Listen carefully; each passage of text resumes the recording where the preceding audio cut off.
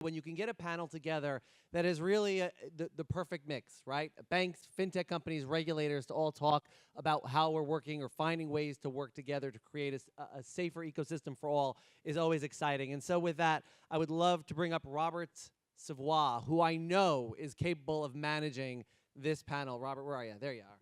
Excellent. Well, I think to start off, we'll do introductions so we can kind of have everybody know who we are. I'm Robert Savoie. I'm a regulatory compliance attorney at McGlinchey and chair of the Fintech practice. And to keep it simple, we'll just go down the line. Sure. Hi, I'm Amy Pugh. I'm general counsel at Green Dot Bank. I've been in traditional banking for the majority of my life. I moved over to Fintech banking, and I'm really enjoying it.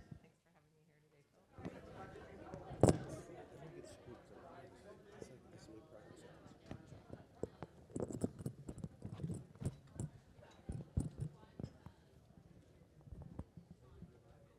No. No. Okay. Speak closer.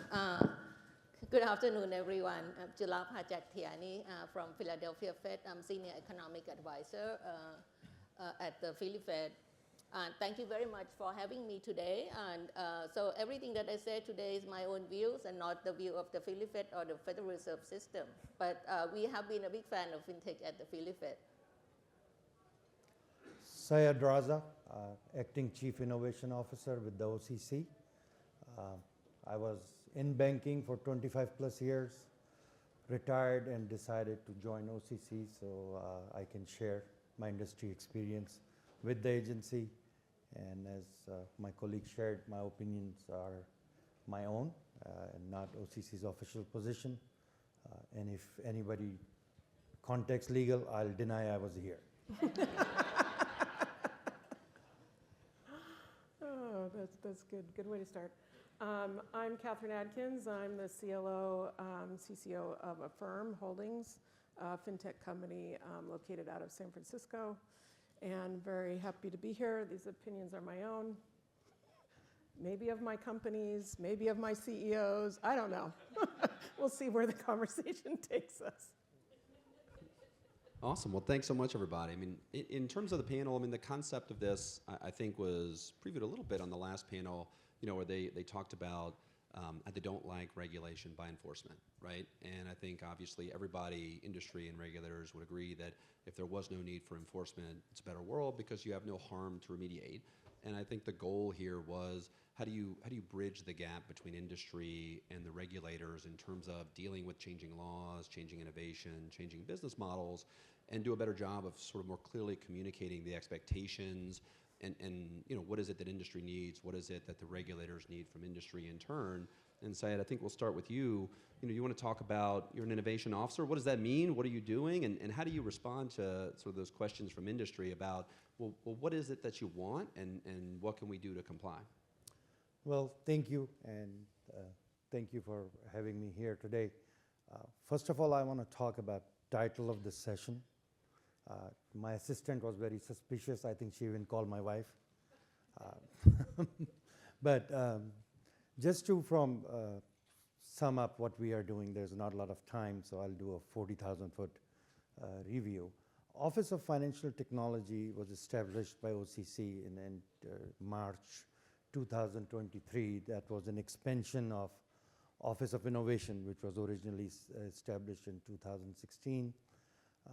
We are quasi-policy group, if you will.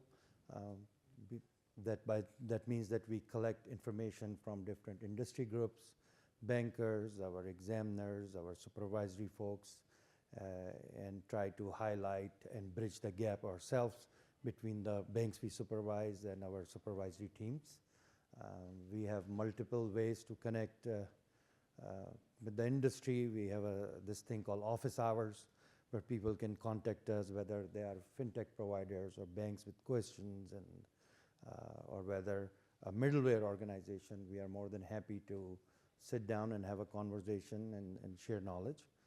In addition to our office hours, we continuously participate in different industry events and conferences. And I think at the end of the day, we just like to make sure that people understand whether it's AI or generative AI or any different type of technology, at the end of the day, it's all about risk management, risk management, risk management. Banking institutions the business model is built upon taking deposits, the money that belong to general public, and then reinvesting that money. So if you are using whether good old-fashioned human capital resources or you're using technology resources, at the end of the day, it's going to be about risk management. One thing we do like to advise the organizations, if you are on the path of adapting a new bank fintech partnership or banking as a service or new technological product, just make sure you involve your exam team earlier in the process.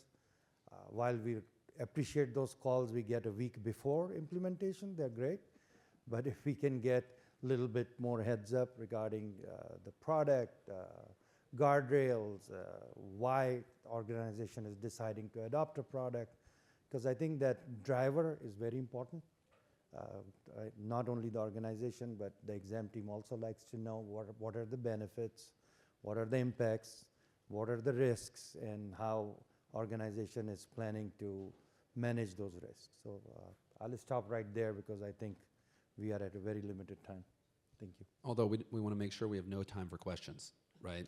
So we've got to use our maximum time a lot. No, I'm just kidding. So Amy, maybe we'll turn over to you. And you know, you work at a company that's subject to laws and regulations, and you have to deal with those and handle those on a sort of a day-to-day basis. I mean, how do you think about this? How do you perceive the guidance coming from various federal, state agencies, and what is it that you would look for in that context? Yeah, well, thank you for that. I think we all work in places that are regulated with laws and rules.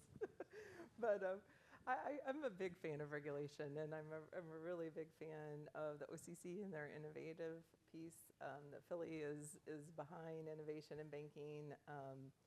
I would like to champion, I guess, more transparency, more discussions. You know, how do we facilitate better communications as to the things that we can do and bring to the market? We've been doing innovative things for a long time. I think about prepaid and the value that brought so many underbanked people, and that would have never been, would have never come to fruition without the ability of working with banks and regulators getting comfortable with it and that progression. I think somebody spoke to Uber and the progression there. If you think about prepaid and the progression that happened there, you know, now with banking as a service, I think there needs to be a similar kind of understanding, if you will, and getting comfortable with it, because it opens up so many doors. I think that, you know, from a regulator, what we're looking for is really that clear guidance, the understanding, that partnership. You know, we want to be transparent. We want to make certain that you know what we're doing, and we need to make certain that we're doing it the way that is safe and sound, because we're all kind of in this together. And, you know, I do think we have the love. I think we're all there to protect the customers. It's just how do we do that in the right way, and building those partnerships with the regulators is what we're looking for. And I think it's interesting, you know, just as outside counsel, I mean, I think about things like, you know, examination manuals from the OCC, right? That gave very clear guidance on discrete laws that you could go through and do mock exams internally, right? You don't even need to hire outside counsel, but it's tough in fintech, right? Where a lot of it is contractual, a lot of it is soft risk, a lot of it is UDAB, as opposed to that, and it presents a challenge. You know, Julapa, let me turn to you, and can you talk a little bit about what you've done and how you view regulatory expectations and how you convey them, and maybe from more of an economic slant? Sure. So we have a lot to talk about. So we've heard much about banking as a service, bank fintech partnership, enforcement action all day today.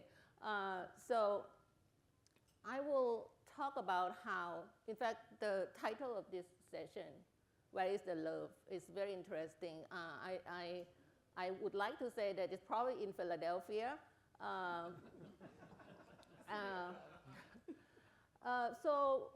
So much has happened, right? And of course, things keep evolving, keep changing. So after the crypto winter and everything, so last year in September, I'm going to give you things that we are actually connecting between regulators and fintech industry. At the Federal Reserve level, at the Philly Fed level, and also my own work. So at the Federal Reserve overall, in September last year, we have established a new program called Novel Activity Supervision Program. And that is to, of course, initially it was, the focus was on crypto, and then crypto activities were not allowed, no longer allowed in banking. So the focus shifted to banking as a service and bank fintech partnership that impact the risk and could do harm to consumers. Because our goal has always been to protect the financial system, safety and soundness, and to protect consumers. And we all agree that we would promote, we encourage a responsible innovation. So we have, so in that sense, we have a team that actually has expertise and to actually work with the bank CPC team to evaluate these different novel, it's not banned, novel activities are allowed, but you would, if you are engaging in novel activities, you would be under closer supervision, more reporting, and more, we are watching more closely just to make sure that, because it's still quite new, to make sure that everything is going fine. And so we all know that my own research shows that with all the data, some of the data are actually from people in this room, companies in this room that contributed to my research, that fintech has a real potential to enhance financial inclusion. And also we have looked at fintech partnership, look at bank data, fintech data, and we found that there is a potential for banks to behave differently after partnership with the relevant fintech platform. They're more willing to deal with non-prime consumers, and also non-prime or thin file business owners or consumers are likely to get a loan and at a reasonable rate. But that is just to show that there is a potential. It doesn't mean that all the fintechs would be doing the same thing. Different companies are different. They have their own business models, right?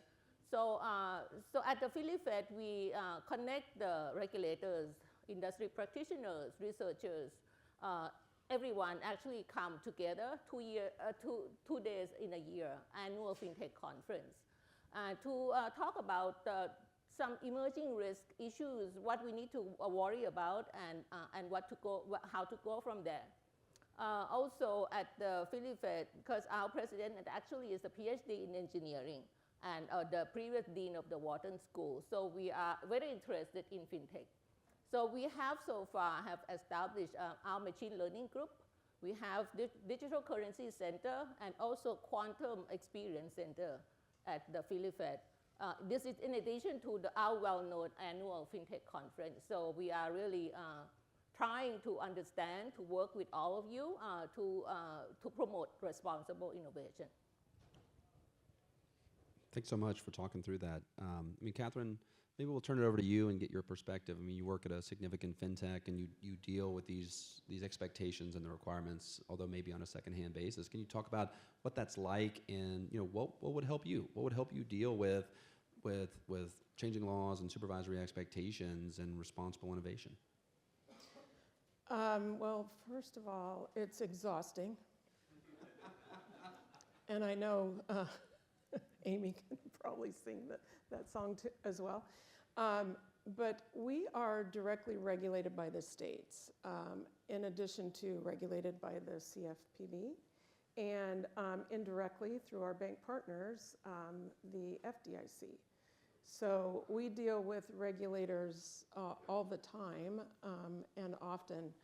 I think at the OCC and the Fed, you are very front-footed on a number of these things, and that from the receiver and all the way at the end of the chain is very much appreciated. We want to partner with our bank partners. We want to partner with the regulators, obviously companies in between that we all use, creating an ecosystem that is fair and transparent to the consumer. It is super important to us that they know that they're going to get what they want when they come to us. And so that means we have to be transparent with you guys about what does our flow look like? How many times do we need to share our flows with the FDIC? I'm looking at my friend Arlen in this moment. But that's what we want to do. And we do it a lot. We do it frequently. One of the frustrations for us is we're down the chain, right? Other than the state regulators and the CFPB, we don't have direct relationships with our banking partners' prudential regulators. So we come to conferences like this. We try to get to know folks through events like this, have you know what we do so that we don't seem maybe so scary. And through that, maybe be able to influence how the regulators are looking at us all the way downstream. Have you been able to, sorry, I'm going to jump in now, because we've tried this and we have not got a good reception, but we've tried to have even our partners talk to our banking regulators and they never want to talk to the partners, and I don't know why. But I think, right, have you tried that too? Yeah, we raise our hand all the time. Yeah. Sometimes our partners say, we got it, right? Because they have the direct relationship. I fully respect that.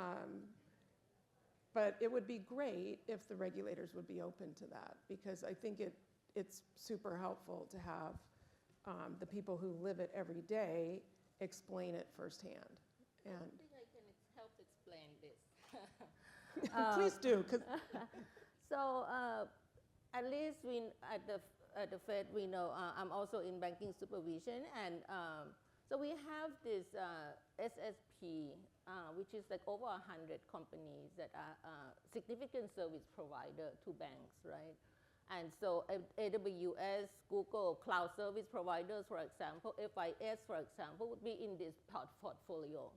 And because they are large and significant, so we kind of review them directly as well.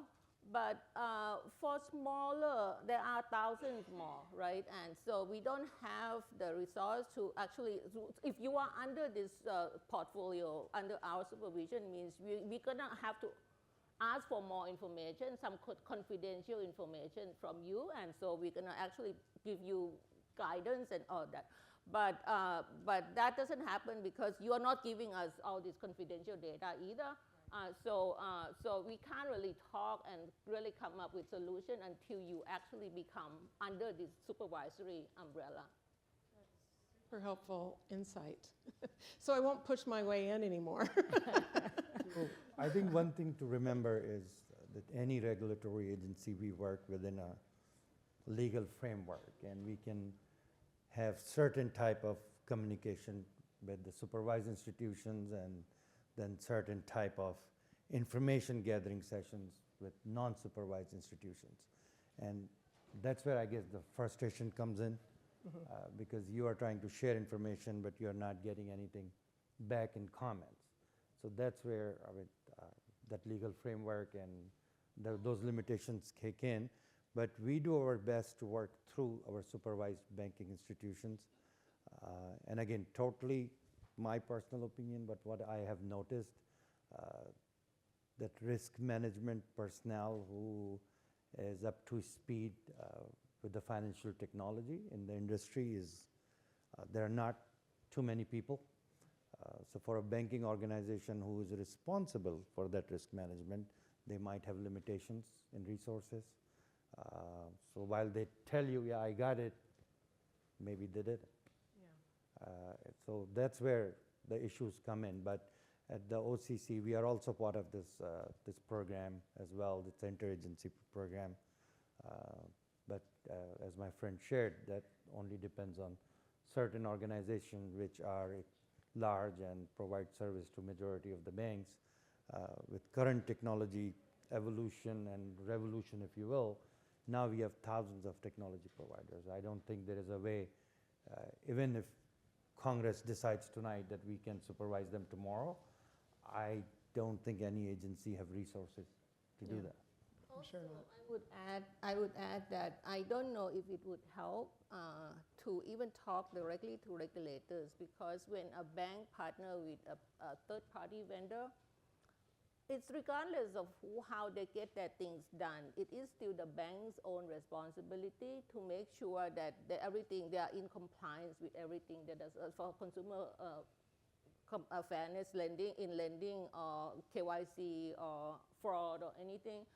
The bank is responsible for it, and so even if, I mean, we've heard talking about there is this compliance model. Many apps, many fintechs actually have come up with this way for banks to review their own compliance. But it would be nice that the ex-FDIC chair said like a stamp in advance, like front-end validation that would help to verify that this is the right app, the right model that would review correctly for compliance. We don't have that yet, right? So the bank's own responsibility, its bank has to do their own due diligence and also have to understand what's inside the black box, to work closely with the fintech partners. Well, I guess as outside counsel, I'm glad you don't have that yet. You know, I got a few more years. I got to work, or I got kids to go to college. So I can't fault that entirely. No, I'm kidding. But you know, if you understanding those concerns and that you're limited in how you think about that, I mean, can you continue that conversation and tell us kind of how you view these concepts of banking as a service and embedded finance, and sort of, you know, what would you think about that? Because you've got responsible innovators here. You've got fintech companies that, like you said, there's limitations on how they can approach you and how they can do that, because as you said, it's the bank's core responsibility, but they want to do the right thing and they want to engage. I mean, how do you think about those models in context, and maybe just from an economic standpoint? Yeah, so we all actually, I would say that we all know what responsible innovation means, right? What we should do to do the right thing. So we want to be fair to consumers. We want to be honest, and so some of these things are pretty clear, but I've heard much about, no, we don't really have, the US is so far behind other countries. We don't have the rules, we don't have the right the regulations, we don't know what to do. So actually some of the companies move outside of the US to set up their holding companies elsewhere so that they have the clear path regulations, and they know what the guardrail is, and so there are also always loopholes, right? So once they have the rules, there are also loopholes are identified, and so they know what to do, how to do things the way they want that would not be illegal. So it's kind of I don't know. It is we are behind, but in the U.S. people really know, and we have this market force in the US. We are unique in that things are happening on its own. The market is driving many of these companies to do the right thing, like data sharing, for example. We didn't have open banking regulation we are behind Europe and everywhere, but data has been shared actually on its own. It's a capital market. It's a market force that actually make it happen on its own. And I don't know, innovation chief.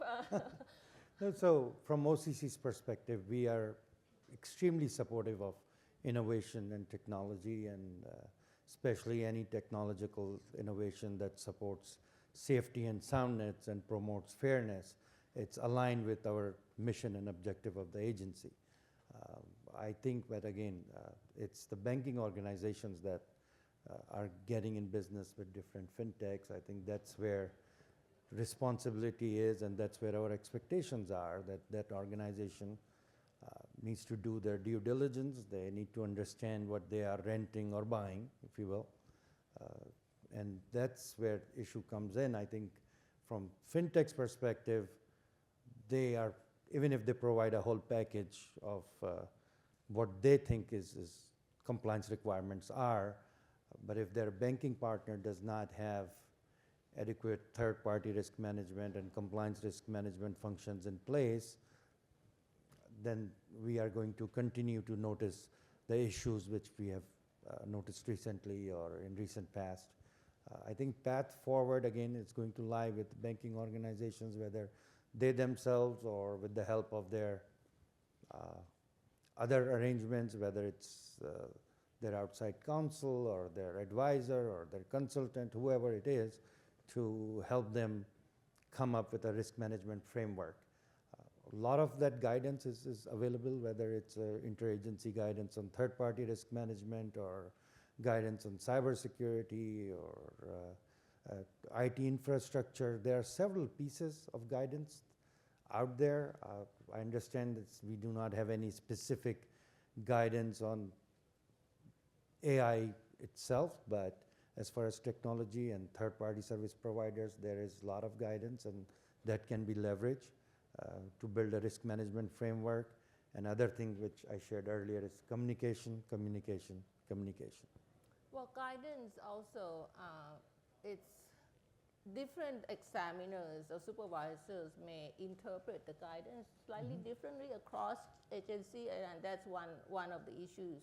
And we can also see that although all the fintech companies know what the right thing to do, but they intend to serve different clientele. So I look at fintech lending data, for example. There are some companies that impose their own interest rate ceiling at 36% as opposed to some that charge 250% APR or 300% APR. But they are meant for different purposes, but sometimes it ends up causing harm to consumers. It may not be intentional.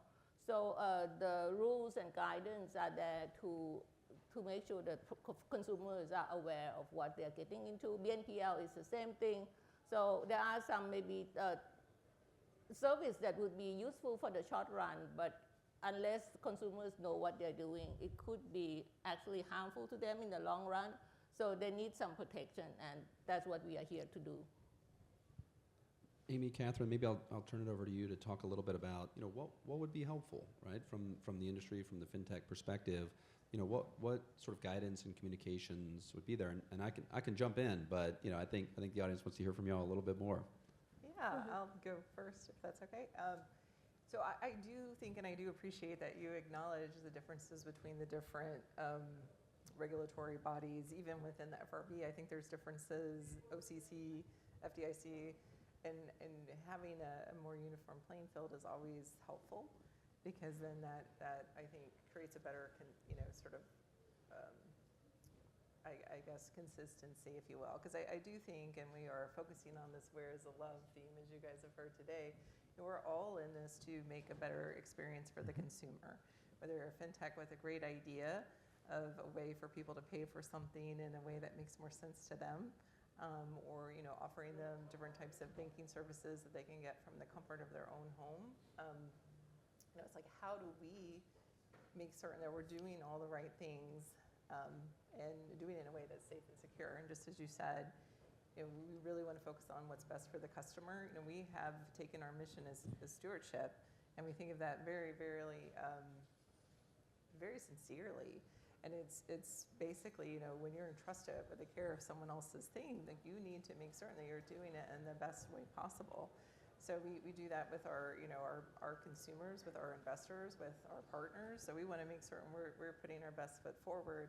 I think where we can really get, I hope, more understanding from our regulators is exactly what that looks like, and having that very clear. And I do think the OCC's got a very nice rule book and things, and it's like, as we move quickly, how do we partner with you all to help you keep ahead of those changes and curves and keep those things updated and give us the right guidance, so we're doing what we need to do, because we're kind of stepping in your shoes, right, as the banks, and making certain those fintechs are doing the right things. Those fintechs are stepping in our shoes as a bank, as doing the things that we need to do. So it's like, how do we all work together in a way that's better? So I don't know what your thoughts are on that. Yeah, no, I think consistency of application of regulation is really important. Consistency of who's being supervised and who's not, and how that supervision is managed at the boots on the ground level, I think is just super important. And in terms of regulatory relationships, it's just, we obviously get that there's divisions here, and yet being open to those conversations is I think one of the things that is really important to us, and doing it in partnership with our bank partners, like with Amy, like you were talking about, we like to do that. And it makes things, I think, better all the way around the food chain, because the more educated the regulators are on what's happening in the marketplace, the better the regulation. And the more uniform, I think, the application of the regulation and enforcement is. So that's what I would like to push for and encourage. I think it's a great idea. I would also love to see turn towards examination manuals, right? I mean, you've seen, and maybe I'll pick on the FDIC because they're not here on the panel, but you've seen a whole bunch of consent orders. Well, I'm doing this thing where I moderate, but then I just start talking anyway. I apologize. But you look at that and they have a whole bunch of consent orders. Well, as outside counsel, if I'm going to teach something, I'm going to explain something to a company, right? I have to understand it myself. And I have to be able to articulate, here are the standards, right? We looked at that 10 years ago on AI-driven underwriting, right? How do you do it? How do you populate an AAN? Here's the requirement, and you run through that. We didn't need the CFPB to send a note out 8 years later to figure out how you deal with the AAN requirements. So if you think about that, I'd love to see federal agencies take a cut at having the examination staff articulate what their standards are, right? If you're going to come in and examine a bank that does bank programs, what are the questions you're going to ask?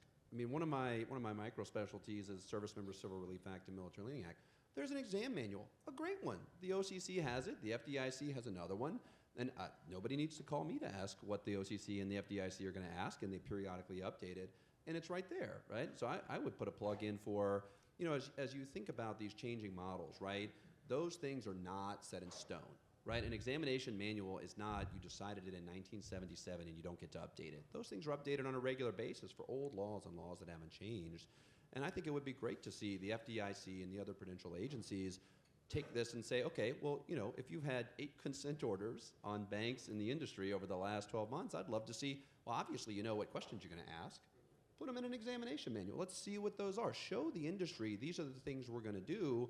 And as outside counsel, I certainly love cherry picking consent orders, right? It's fun. It's great for me. I have fun reading them. But it's hard. You got to go in. You got to distill what matters. And you don't know what happened behind the scenes, right? You don't know what there was horse trading going on or what the questions are. And I just put a big plug in for examination manuals, because if you've had that many and you have these issues you're going to go in, obviously your examiners are asking questions. And I certainly acknowledge the variation from exam team to exam team, but having those exam manuals puts structure and it creates a baseline where there's consistency that is more actionable than third-party risk management guidelines. And so, I'll just since I'm outside counsel, I'll put a plug in for that, because I love active advice and guidance. And it doesn't mean, right, Syed, you're an innovation officer. It doesn't mean you can't continue to innovate. It doesn't mean you can't refine those over time, right? Look at things, because that should always be in motion.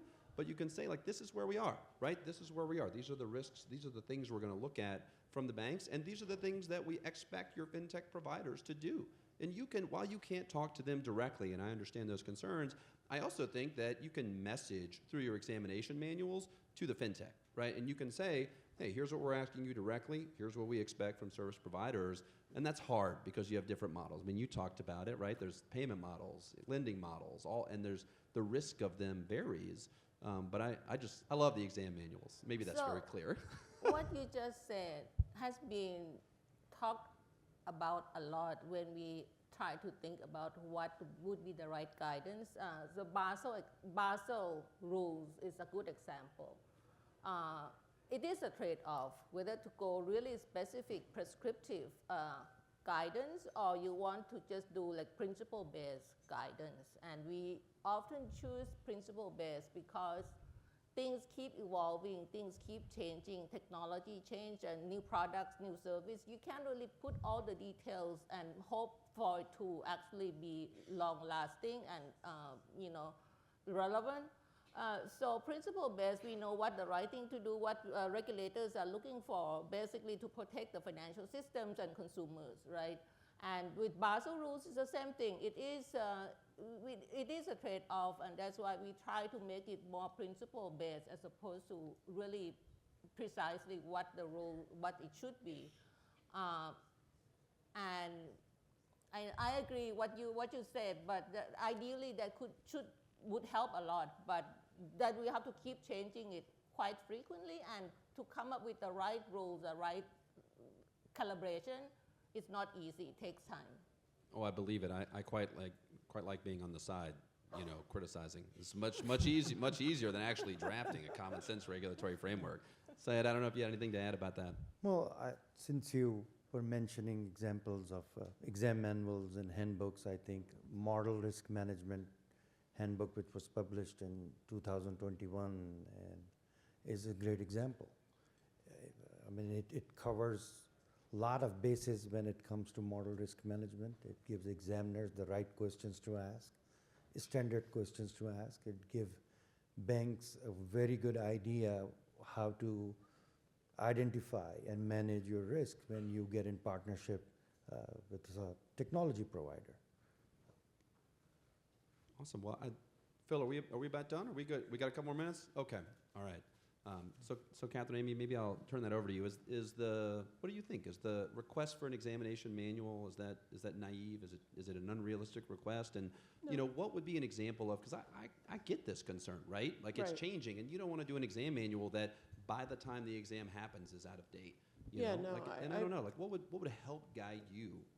I fully appreciate what Julipa's saying. And we read them. As the fintech provider, we read everything you guys put out into the universe and try to figure out how it's going to apply to us. Certainly exam manuals help, right? It's a how-to. And the principles are largely the same. I mean, right? It's look at your customer complaints, respond to them, make sure you train your people, et cetera, and it applies across these various disciplines. And I would say, to the extent you can, like what Robert said, put it as cleanly as possible, even in a principle-based document, it is helpful to us as the end fintech company. And then just being, again, I go back to being open to a dialogue. Like if we have questions, going to our bank partners and saying, hey, we don't quite get it, can you figure out what's going on here? And being open on the receiving end to, getting clarity around it. It's always going to be evolving and changing. Let me give no you question some about it. example. Yeah. Right? So banking as a service, neobank that offer deposit accounts. And so obviously that detail is not in the exam manual because that didn't exist before COVID, right? And so how often do we need to revise that? Also lending, so it has a crypto-based lending that came up and didn't last very long. But these are things that are actually imposed, new things, that are new product, new service, but it could be doing harm to consumers. And so it's not in the exam manual. How often do we, to go specific into this, actually it's not going to be, it takes time and it's not going to happen. So that's a good example of how we can't really have this precise exam manual, check off the box, yes, each box. No, it's just not, I don't think it's possible. Yeah, crypto lending is a great one. Is this Nope, I think. I lost it. Oh, okay. I don't have much more to say. No, I'm just kidding. Okay, I'm back. Crypto lending is a great example, though, because if you think about it, like if you've ever built out a crypto lending program, it's really interesting because it has parallels with securities-based lending, right? Margin lending and other things where you have volatile collateral that's securing the loans, and so it presents an interesting issue. And I thought on there it was interesting because banks were largely out of that, for a period, which was an interesting decision because they had private wealth banking and securities-based lending programs. You had margin lending, and you had these established structures that were built to have highly variable collateral that could decline and go up, and then it forced it outside into a largely, when we were working on crypto lending programs, it was a state licensed lender that wasn't really well equipped to build that. And so it was actually, if you're an outside counsel credit nerd, it was super fun. But really interesting and a novel thing, and I think it pushed it into a framework that wasn't ideal for that compared to it. But you have some parallels in terms of lending that's secured by collateral that could go up and down quickly, because that's the way securities-based lending has always been, and that is itself not a new industry, or a new model. But very fun, very interesting things. Amy, I don't know if you have anything else to add. Yeah, no, I do think that there is guidance out there. And when people say, well, it's not regulated, well, everything is regulated, right? And there's always the overarching guidance. I would like to see greater clarity, even if it is just like, this is, let's say, the review we're going to do of a banking as a service partner or something, and being able to share that, even though it's not maybe completely been set for ages and ages, but as you're doing an exam, like, what is the process that you use? I do think that would be helpful for people that are examined, and then for people that are being examined, so they could see that. But I understand that there's resources constraints, there's all kinds of issues as well on everybody's side, so hopefully we can all work together to get you guys information that's better, more organized, more clear, so that helps you, and guide your decisions that you're making. So I think us as a group of fintechs and banks really should be committed to making certain that we make it as easy as possible for our regulators. So I think the takeaways, before we open up for question for a second, I think there's two clear takeaways. One is correct to go to Philly Fed. Is that the clear takeaway? Okay, so everybody needs to go to the Philly Fed conference, Yes. right? And two is you got to go bug Syed, right? You got to give him lots of communication. I think he clearly asked for that, and communications. So no, we'll take. I think we have just a minute because they extended our presentation by a few minutes. So I don't know if anybody has questions before we kind of wrap up. Okay, great. Well, round of applause for the panelists.